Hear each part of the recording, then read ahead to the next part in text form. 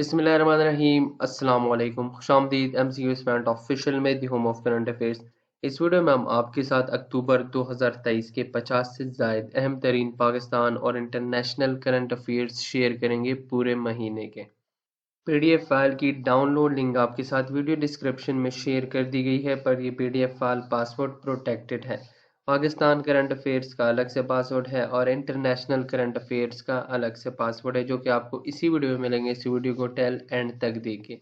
और पासवर्ड आपको क्विज़िज़ में भी मिल सकता है, जिसकी लिंक आपके साथ वीडियो डिस्क्रिप्शन में शेयर कर दी गई है। आपने क्विज़ पास करना है, आपके साथ पासवर्ड शेयर होगा, सो आप उस पासवर्ड के थ्रू अक्टूबर की फाइल वो डाउनलोड कर सकते हैं। ये एक रिक्वेस्ट है, जितने भी व्यूवर्स हमारी वीडियो देख रहे हैं, pray for Palestine. As a Muslim ये हमारा हक बनता है कि हम फ़लस्तीन के लिए खड़े हो, लेकिन बदकिस्मती से हमारे हुक्मरान ऐसे हैं कि वो फ़लस्तीनी अपने मुसलमान किसी भी भाई के लिए वो आवाज़ नहीं उठा सकते, बल्कि उनके लिए कोई बोल्ड स्टेटमेंट भी नहीं दे सकते। सो ये एक शर्म का मकाम है बीइंग ए पाकिस्तानी हमारे लिए भी, कि जैसे हमें चाहिए कि हम फ़लस्तीन के लिए स्टैंड करें, हम वो स्टैंड नहीं कर पा रहे। अगर हम इनके लिए स्टैंड नहीं कर पा रहे, सो अपनी डोनेशंस अगर आप इनको दे सकते हैं, सो मेरे ख्याल में ये सदका जारिया होगा कि किसी एक इंसान की जान बचाना ऐसे है जैसे कि पूरे इंसानियत की जान बचाना। अगर आप डोनेशंस भी नहीं दे सकते, सो उनके लिए दुआ तो कर सकते हैं। तो एक रिक्वेस्ट है, प्रे फॉर फ़लस्तीन। अपनी हर नमाज में हर वक्त आप फ़लस्तीनियों को याद करें, और जितने भी मुसलमान हैं दुनिया के किसी भी कोने में है, अगर वो पाकिस्तान में है, अफ़गानिस्तान में है, सीरिया में है, यमन में है, फ़लस्तीन में है, इराक में है, शाम में है, लेबनान में है, जिधर भी है दुनिया के किसी भी कोने में उनको तकलीफ़ है, सो उनके लिए ज़रूर दुआ करें। स्टार्ट करते हैं इंटरनेशनल करंट अफेयर्स से। सो इन अक्टूबर 2023, which Asian country was hit by a powerful earthquake resulting in loss of over 2000 lives? अब यहाँ पे अर्थक्वेक तो काफ़ी आते हैं, बट इम्पॉर्टेंट पॉइंट ये है कि अक्टूबर 2023 में अर्थक्वेक आया। तो अक्टूबर 2023 में दो अर्थक्वेक आए थे दो कंट्रीज़ में। सो अब यहाँ पे आप इसके दरमियान डिफरेंशिएशन कैसे करेंगे कि अक्टूबर 2023 में, अब यहाँ पे पॉइंट है एशियन कंट्री। सो एशियन कंट्री में फिर बात आ जाती है एशियन कंट्रीज़ की। सो आपने फिर जितनी भी कंट्रीज़ है, अगर वो यूरोपियन है या वो अमेरिकन है या वो मिडल ईस्ट की कंट्रीज़ है, तो आपने उनको जहन में नहीं लेना, आपने एशियन कंट्रीज़ को लेना है। और उसके बाद ओवर 2000 लाइव्स, यानी कि ऐसा अर्थक्वेक जिसमें 2000 से ज़ायद जाने वो जा चुकी हो। सो इन गिवन ऑप्शंस में से ऑप्शन बी अफ़गानिस्तान, अक्टूबर 2023 में एक पावरफुल अर्थक्वेक आया 6.3 मैग्नीट्यूड का, जिसमें 2000 से ज़ायद जानें वो जा चुकी है और 9000 से ज़ायद इंडिविजुअल्स वो ज़ख्मी हैं। Bangladesh received the first uranium delivery from which country for its Moscow-built nuclear power plant?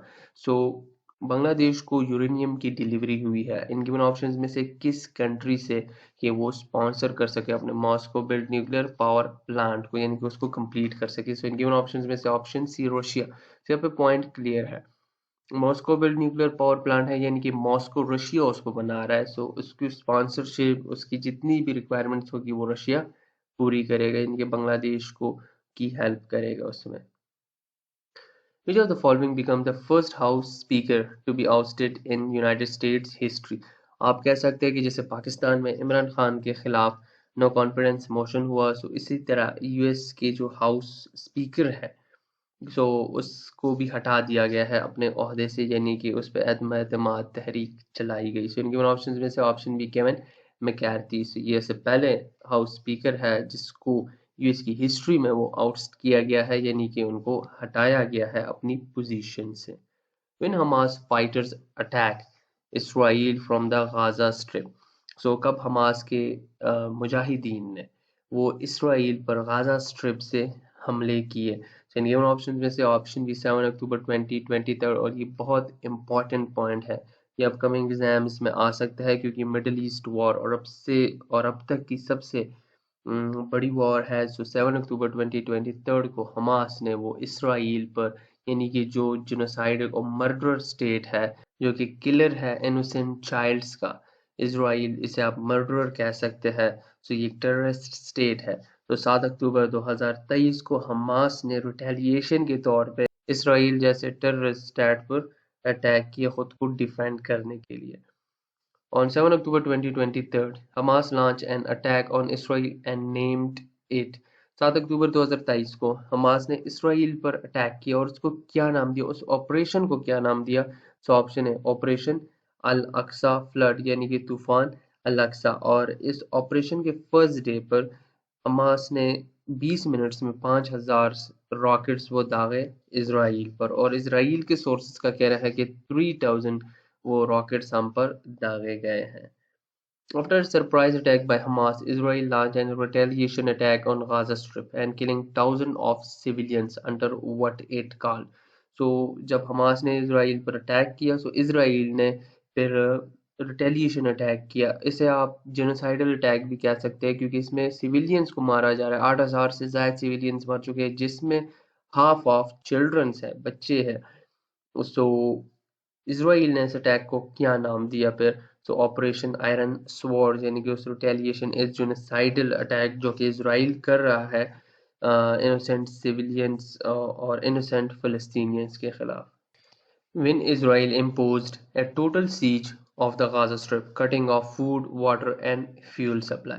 So Israel जब हमने बरबरीत पर आया, सो इसने गाजा स्ट्रिप का मुकम्मल तौर पे मुहासरा कर लिया और उनका फूड, वाटर और फ्यूल की सप्लाई वो कट कर दी, वो ख़त्म कर दी। सो ये कब इसराइल ने गाजा स्ट्रिप पर मुकम्मल मुहासरा किया? सो ऑप्शन सी अक्टूबर 9 2023 को उन पर टोटल सीज वो उन्होंने इम्पोज कर दी इसराइल ने। Who won the 2023 Nobel prize for medicine? So 2023 का नोबेल प्राइज फॉर मेडिसिन ये किसके नाम रहा? So option A Katalin Kariko and Drew Weissman. So इन दोनों के नाम ये नोबेल प्राइज रहा for medicine. Who has been awarded with the Nobel Prize in Physics in 2023? So Nobel prize physics में 2023 में, सो ये अवार्ड किन साइंटिस्ट्स के नाम रहा? So option A Pierre, Agostini, Ferenc Krausz and Anne L'Huillier. So ये इन तीनों साइंटिस्ट के नाम रहा। Nargis Mohammadi, who won 2023 Nobel Prize for Peace, is from which country? So यहाँ पे आपको पता चल गया है कि 2023 का जो नोबेल प्राइज है फॉर पीस वो किसके नाम रहा? वो नरगिस मोहम्मदी के नाम रहा।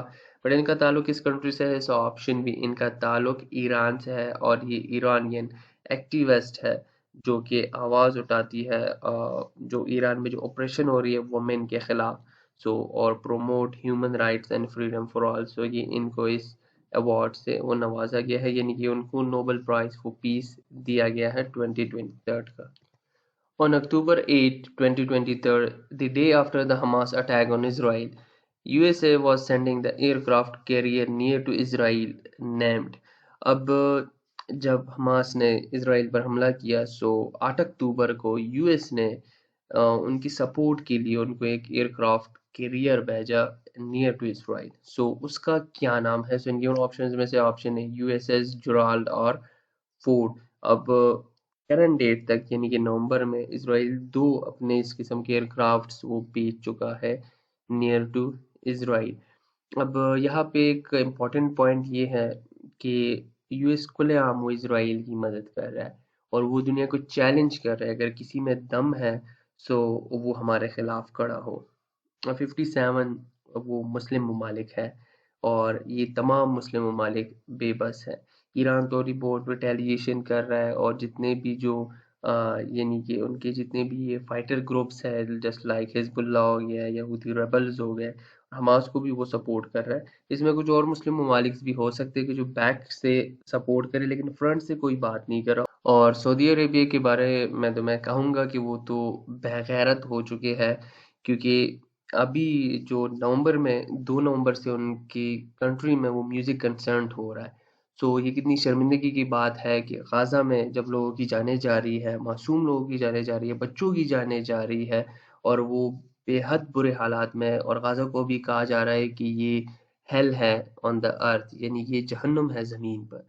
और यहाँ सऊदी अरेबिया जहाँ पे मक्का मदीना है उसके बावजूद भी वो लोग वहाँ पे म्यूजिक कंसर्ट्स कर रहे हैं, अभी वहाँ पे WWE के शोज भी हो रहे हैं। सो इससे पता चल रहा है कि हमारे मुसलमान हुक्मरान कितने बेगैरत हो चुके हैं। और यहाँ पे अगर पाकिस्तान की बात की जाए, सो पाकिस्तान हमारा मुल्क है, और लेकिन शर्मिंदगी की बात है कि पाकिस्तान भी कुछ नहीं कर रहा। इजिप्ट जो कि उनके पास उनका रफा बॉर्डर है, सो वो भी इसराइल के इशारों पे, यूएस के इशारों पे बॉर्डर्स को ओपन करता है। जब उनकी मर्जी होती है बॉर्डर ओपन करता है, जब उनकी मर्जी होती है सो बॉर्डर वो क्लोज कर देता है। Who won the 2023 Nobel prize in chemistry? 2023 का नोबेल प्राइज केमिस्ट्री में ये किसको दिया गया? So option D all of this, यानी कि जितने भी हैं, option A, option B, option C. आप वीडियो को पॉज करके तमाम ऑप्शन, इन तमाम नामों को अपने साथ नोट डाउन कर सकते हैं। सो इनको ये अवार्ड दिया गया केमिस्ट्री में for the discovery and synthesis of quantum dots के बेस पे। Who won the 2023 Sveriges Riksbank prize in economic sciences? So economic sciences में नोबेल प्राइज नहीं दिया जाता, इकोनॉमिक साइंसेज में वो ये रिक्स बैंक प्राइज दिया जाता है। तो ये 2023 का किसके नाम रहा? Option D Claudia Goldin. So इनको ये प्राइज दिया गया। Which country recently opened its first cross-sea bullet train? यानी कि क्रॉस सी, वो सी को क्रॉस करेगा और बुलेट ट्रेन उसको ओपन किया है। So option B China. So इस किस्म की डेवलपमेंट चाइना ही कर सकता है, क्योंकि वो तरक्की के मामले में बहुत तेज है। तो ये क्रॉस सी बुलेट ट्रेन है जिसको अभी हाल ही में अक्टूबर में चाइना ने लॉन्च किया। Which country is set to launch Southeast Asia's first high-speed railway? So Southeast Asia की फर्स्ट हाई स्पीड रेलवे, इसको किस मुल्क ने गिवन ऑप्शंस में से लॉन्च किया है? ऐसे तो हाई स्पीड रेलवे एशिया में मौजूद है जो कि चाइना के पास है, but south east Asian Nations की बात हो रही है।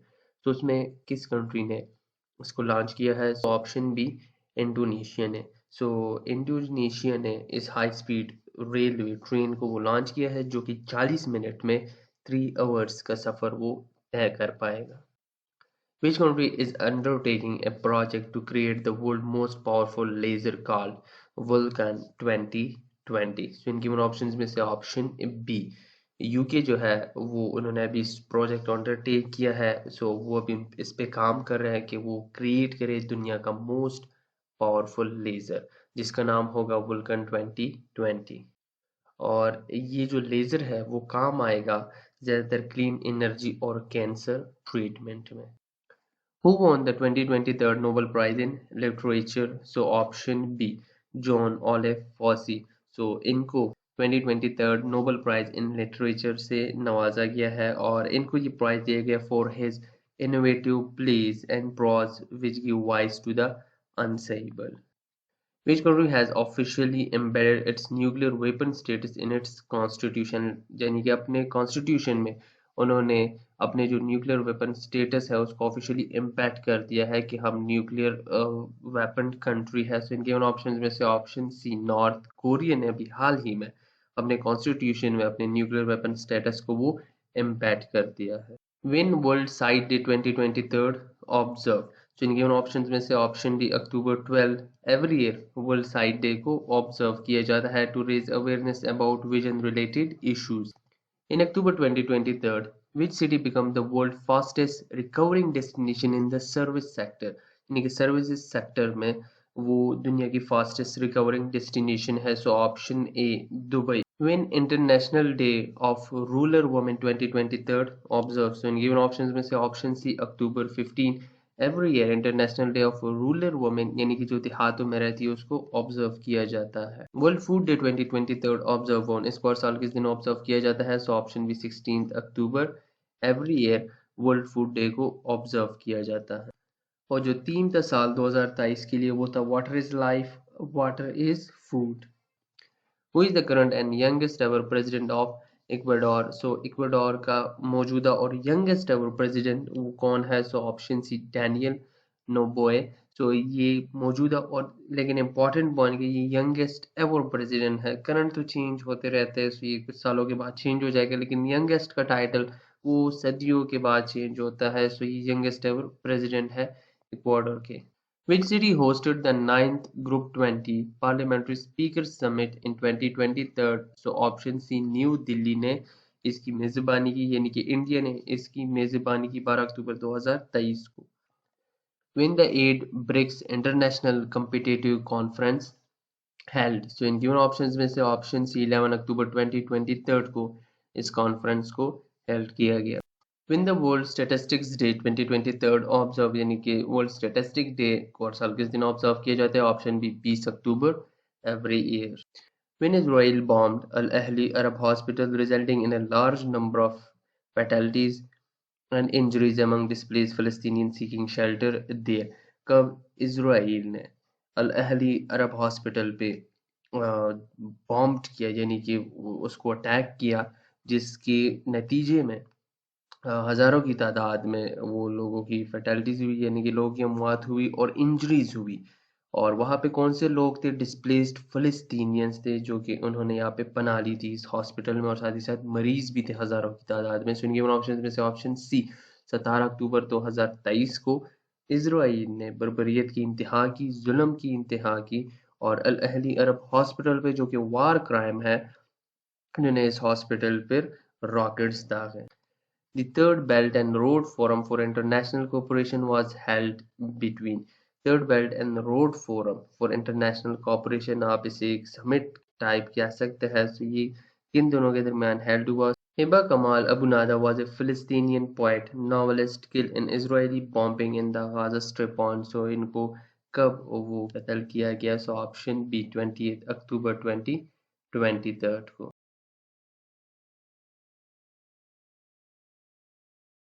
In October 2023, which country launches new mission to space station? So option B, China ने अक्टूबर 2023 में स्पेस स्टेशन को अपना न्यू मिशन वो लॉन्च किया। When UN General Assembly adopted a resolution that calls for an immediate, durable and sustainable humanitarian truce in Gaza, so कब UN General Assembly ने एक resolution adopt की, और वो resolution थी immediate, durable and sustained humanitarian truce in Gaza, यानी कि वहाँ पे humanitarian aid पहुंचाई जी, immediate और durable। So in given options में से ऑप्शन डी 27 अक्टूबर 2023 को इस रेजोल्यूशन को अडॉप्ट किया गया यूएन जनरल असेंबली में। Which animal embryo was grown in space for the first time?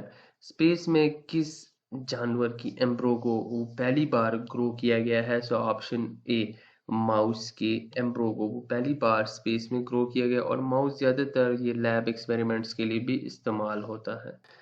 अब बात करते हैं पाकिस्तान करंट अफेयर्स की। In October 2023, Punjab, the province of Pakistan, has approved Safe City project for which city? अक्टूबर 2023 में province of Punjab में safe city project उसको approve किया गया एक नदर सिटी के लिए। तो वो कौन सी सिटी है जिसको अक्टूबर में उसके लिए सेफ सिटी प्रोजेक्ट को अप्रूव किया गया? So option B, Rawalpindi, Pakistan. Which of the following Pakistani will deliver the 21st Nelson Mandela Annual Lecture on December 5 in Johannesburg, South Africa? So in given options में से कौन सा Pakistani 21st one Nelson Mandela का annual lecture देगा दिसंबर 5 को south Africa के capital Johannesburg में? से इन गिवन ऑप्शंस में से ऑप्शन सी मलाला यूसुफजई। सो मलाला यूसुफजई वो 21st one Nelson Mandela annual literate से वो खिताब करेगी।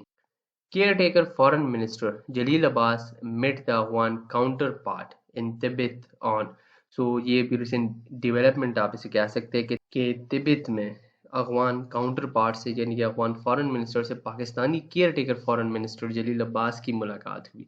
सो ये मुलाकात कब हुई? सो ऑप्शन बी 5 अक्टूबर 2023 को ये मुलाकात हुई।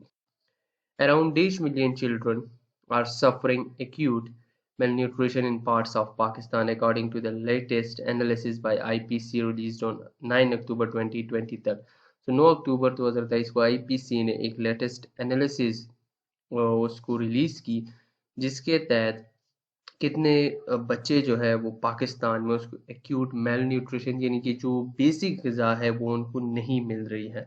तो इन गिवन ऑप्शन में से ऑप्शन डी 2.14 मिलियन, यानी कि आप कह सकते हैं 20 लाख से ज़ायद लोग वो पाकिस्तान में, सॉरी बच्चे जो है वो पाकिस्तान में मेल न्यूट्रिशन का शिकार है, यानी कि उनको जो बेसिक ग़िज़ा है, यानी कि जो नशोनुमा के लिए होती है, वो नहीं मिल रही। Pakistan Air Force inaugurated its 14 nation multinational air exercise named. Pakistan air force ने अपने 14 नेशन मल्टीनेशनल एक्सरसाइज का एयर एक्सरसाइज का इफ्तिताह किया और उसका क्या नाम रखा? So option C, Indus shield 2023। So ये इंपॉर्टेंट पॉइंट है। अगर 2023 में बात की जाए तो पाकिस्तान ने इंडस शील्ड 2023 नामी एक्सरसाइज वो कंडक्ट किया। इसमें कितने नेशंस थे? सो ये 14 नेशंस एक्सरसाइज थी मल्टीनेशनल, और ये अक्टूबर 2023 में इन्होंने मुनक्किद की। और इसमें अगर एयरफोर्स की बात की जाए तो Türkiye, Saudi Arabia, Qatar, UAE, Egypt, Oman, Bahrain, Azerbaijan, Indonesia, Morocco, Uzbekistan, China और हंगरी शामिल हैं। Pakistan Post has launched a new service on the occasion of World Post Day 2023 named. So उस सर्विस का क्या नाम है? So option B, international financial system. So इसके तहत जो ओवरसीज पाकिस्तानी है वो भी अपने रेमिटेंस पाकिस्तान पोस्ट के तहत, इस सिस्टम के तहत वो सेंड कर पाएंगे पाकिस्तान को। और world post day every year October 9 को ऑब्जर्व किया जाता है। 5 new districts of Punjab, which were created last year, will get Desh national and provincial assembly seats. तो पंजाब की जो 5 न्यू डिस्ट्रिक्ट्स थे जो कि पिछले साल क्रिएट हुए थे, सो उनको कितनी नेशनल और प्रोविंशियल सीट्स दी गई है? सो ऑप्शन बी, 13 नेशनल और प्रोविंशियल असेंबली की सीट्स उनको दी गई है। और ये जो डिस्ट्रिक्ट्स थे पंजाब के न्यू, उसमें कोटद्दू, त्योंसा, वजीराबाद, तलागंग और मरी शामिल हैं। Who became the first Pakistani flew to space on Virgin Galactic 04 mission? तो ऐसे पहले पाकिस्तानी के जो प्राइवेटली स्पेस पे गए, और कौन सा वो स्पेस क्राफ्ट आप उसे कह सकते हो? सो वर्जिन गैलेक्टिक 4 नामी मिशन था। सो इनके वन ऑप्शन में से ऑप्शन सी, नामिरा सलीम। सो ये पहली पाकिस्तानी है। और यहाँ पे बहुत इंपॉर्टेंट पॉइंट कि ये फ्रंटियर, फाइनल फ्रंटियर, यानी कि जो ग्लोब का, जो हमारे अर्थ का फाइनल फ्रंटियर है, उसको वो इस मिशन के तहत ये पहुंचे हैं। तो 6 अक्टूबर 2023 को वो इस फाइनल फ्रंटियर को उन्होंने परवास की। Who became the first serving military officer to be appointed chairman of NADRA? सो ये पहली बार हुआ है कि कोई मिलिट्री सर्विंग ऑफिसर हो, यानी कि वो अभी करंटली ऑन सर्विस हो, सो उसको नादरा का चेयरमैन वो अपॉइंट किया गया है। यानी कि उनको 2 पोस्ट्स दिए गए हैं, एक तो मिलिट्री में वो है ही है, और साथ ही साथ नादरा का चेयरमैन भी बना दिया गया उनको। सो इनके ऑप्शन में से option D, lieutenant general Mohammad Munir अफसर, से इनको 2 अक्टूबर 2023 को गवर्नमेंट की जानिब से अपॉइंट किया गया। Which country won inaugural over 40s cricket global cup?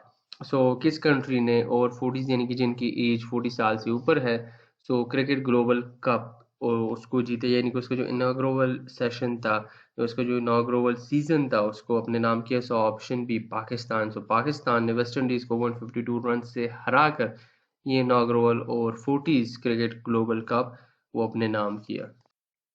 What is the primary cause of the high inflation rate in Pakistan? So primary cause उसका क्या है? So option C, soaring fuel and energy prices की वजह से inflation है पाकिस्तान में, जो कि सितंबर में 31.4% तक पहुंच गई है, जो कि 27.4 थी अगस्त में। What is the Pakistan inflation rate in September 2023? So option B, 31.4%। आप कहेंगे कि सितंबर को क्यों ऐड किया गया?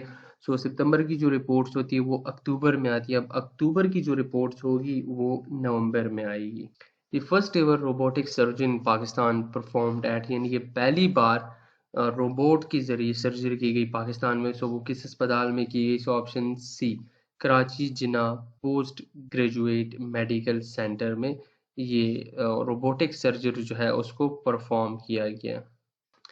When caretaker Prime Minister of Pakistan Anwar ul-Haq Kakar visited China and attended the Third Belt and Road Forum for International Cooperation. So कब caretaker Prime Minister ने इस फोरम में शिरकत की? सो ऑप्शन ए, अक्टूबर 16 2023 को वो चाइना गए, और उनका जो ये विजिट था वो 5 डे ऑफिशियल विजिट था, 16 अक्टूबर से लेकर 20 अक्टूबर 2023 तक। और इस विजिट में इन्होंने third belt and road forum उसमें भी शिरकत की।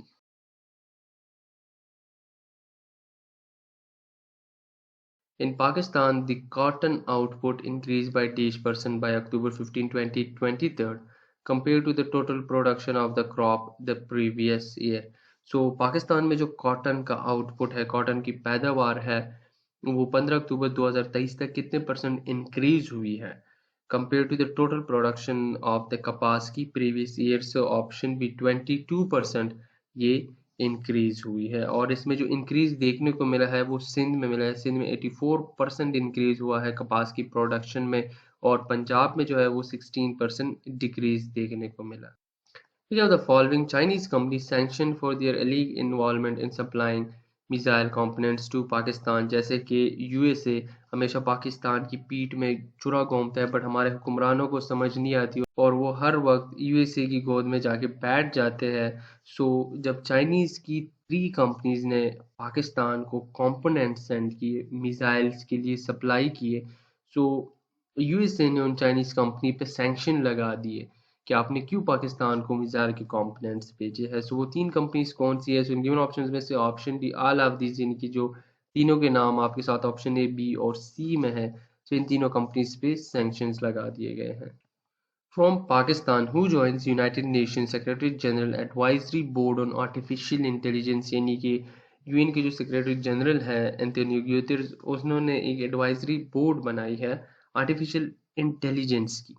सो उसमें किस पाकिस्तानी को भी शामिल किया गया है? सो इन गिवन ऑप्शन में से ऑप्शन बी निगत दाद। सो निगत दाद को भी बेसिकली एक्टिविस्ट है, सो उनको general advisory board on artificial intelligence में शामिल किया गया है। On 27 October 2023, Pakistan observed Kashmir Black Day, marking the years of Indian Armed Forces illegal occupation in Kashmir. So 27 अक्टूबर हर साल पाकिस्तान ऑब्जर्व करता है कश्मीर ब्लैक डे को। सो 27 अक्टूबर 2023 को पाकिस्तान ने कौन सी black day, Kashmir black day को ऑब्जर्व किए? So option C 76 one Kashmir black day, यानी कि 76 साल हो चुके हैं कि इंडियन आर्मी ने कश्मीर पर वो इलीगल ऑक्यूपेशन कर रखी है जो जम्मू कश्मीर है। When caretaker Punjab government present its second 4-month budget of the ongoing fiscal year 2023 to 2024, so option सी 30 अक्टूबर 2023 को पंजाब की केयरटेकर गवर्नमेंट ने अपना सेकंड 4-मंथ बजट वो पेश किया, और इसकी लागत बताई जा रही है कि ये 2 ट्रिलियन से ज़्यादा होगी, यानी कि रुपीज़ 2 ट्रिलियन से। इससे पहले फर्स्ट 4 मंथ का बजट केयरटेकर गवर्नमेंट ने प्रेजेंट किया था जुलाई अक्टूबर को, जिसकी जो टोटल रकम थी वो रुपीज़ 1.72 ट्रिलियन थी। After these years, train services at Sibbi Harnai section are restored. So in given options में से option 18 years, after 18 years train services at Sibbi Harnai section restored.